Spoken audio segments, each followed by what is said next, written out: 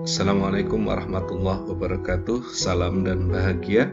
Perkenalkan, nama saya Dwi Yunianto Nugroho, calon guru penggerak angkatan ke-6 dari Kota Serang.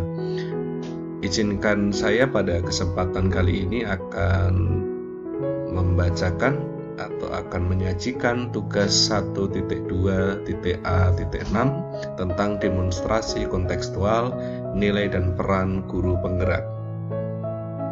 Nilai guru penggerak yang pertama adalah berpihak pada murid, yang kedua adalah mandiri, yang ketiga adalah reflektif, dan yang keempat adalah kolaboratif, serta yang terakhir adalah inovatif.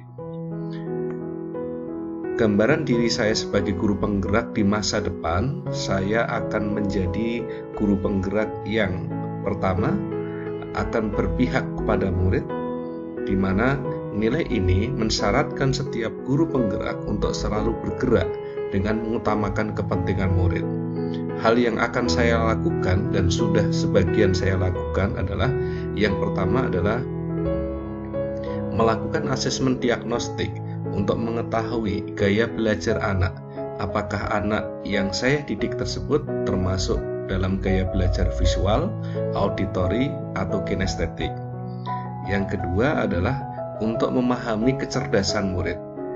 Menurut Howard Gardner, bahwa setiap siswa itu memiliki kecerdasan majemuknya masing-masing. Ada 9 kecerdasan menurut si Gardner. Kemudian yang kedua adalah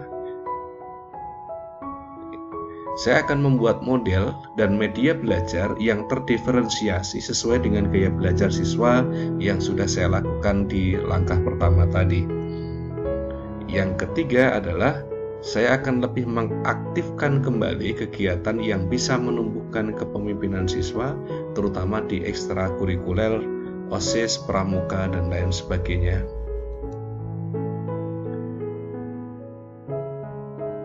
Nilai yang kedua, saya akan menjadi lebih mandiri, di mana mandiri adalah semangat guru penggerak untuk terus belajar sepanjang hayat. Seorang guru penggerak harus senantiasa memampukan dirinya sendiri dalam melakukan aksi serta berkenan mengambil tanggung jawab dan turun tangan untuk memulai perubahan. Hal yang akan dan sudah saya lakukan adalah yang pertama, mengikuti kegiatan MGMP baik di sekolah maupun di tingkat Kota Serang. Yang kedua, mencoba mempelajari model-model pembelajaran yang interaktif berpihak pada siswa baik dari literatur atau dari internet. Yang ketiga, mengikuti pelatihan-pelatihan lain di luar MGMP tanpa paksaan dari pihak manapun.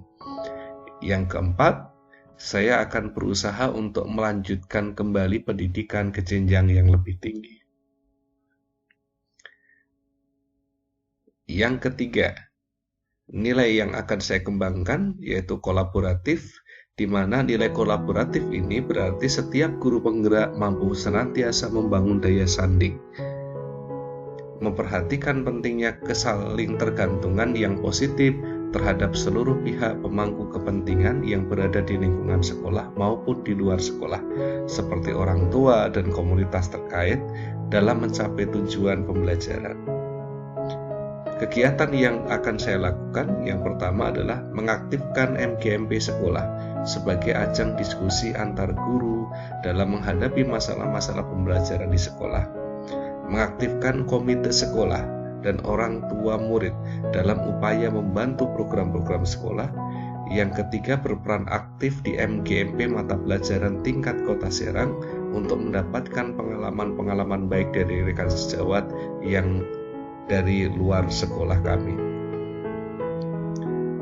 Nilai yang keempat adalah reflektif, di mana guru penggerak di mana mereka senantiasa memaknai pengalaman yang terjadi di sekelilingnya, baik yang terjadi pada diri sendiri maupun pihak lain secara positif, apresiatif, dan produktif. Kegiatan reflektif ini yang pertama adalah saya akan melakukan lesson study dalam usaha merefleksi proses pembelajaran yang sudah saya lakukan di kelas dengan dibantu teman sejawat. Yang kedua, saya akan meminta refleksi pembelajaran dari siswa yang saya ajar untuk memperbaiki pembelajaran yang berpihak pada siswa di pertemuan selanjutnya. Yang ketiga adalah berbagi pengalaman baik dengan rekan sejawat. Yang keempat, menggunakan hasil supervisi kelas oleh pimpinan untuk perbaikan pembelajaran saya di masa yang akan datang. Yang terakhir adalah inovatif.